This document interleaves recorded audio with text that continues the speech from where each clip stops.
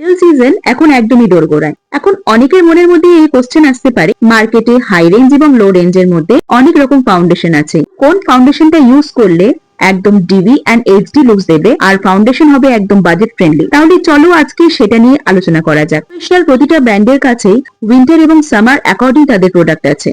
এবার আমাদের বুঝতে হবে যে আমরা কোন প্রোডাক্ট উইন্টারে ব্যবহার করব এবং কোন প্রোডাক্ট সামারে ব্যবহার করব। মানে যেরকম আমরা ওয়াটারপ্রুফ মেকআপের পেছনে ছুটেছি, সেরকম আমাদের এখন দরকার HD dewy finish makeup looks. Recode ব্র্যান্ডের দুটো ফাউন্ডেশন আছে, একটা অ্যাকর্বেট যেটা আমরা সামারে ইউজ করি, আর একটা উই স্টোল দ্য শো যেটা আমরা উইন্টারে ব্যবহার করি। এখানে যেটা ব্যবহার করছি সেটা রিকোড ব্র্যান্ডের we stole the show foundation.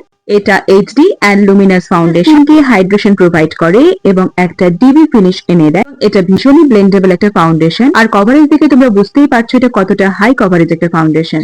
So যারা যারা একটা বাজেট ফ্রেন্ডলি ভালো ফাউন্ডেশন খুঁজছো তারা এই রিকোডের ফাউন্ডেশনটা নিয়ে নিতে পারো।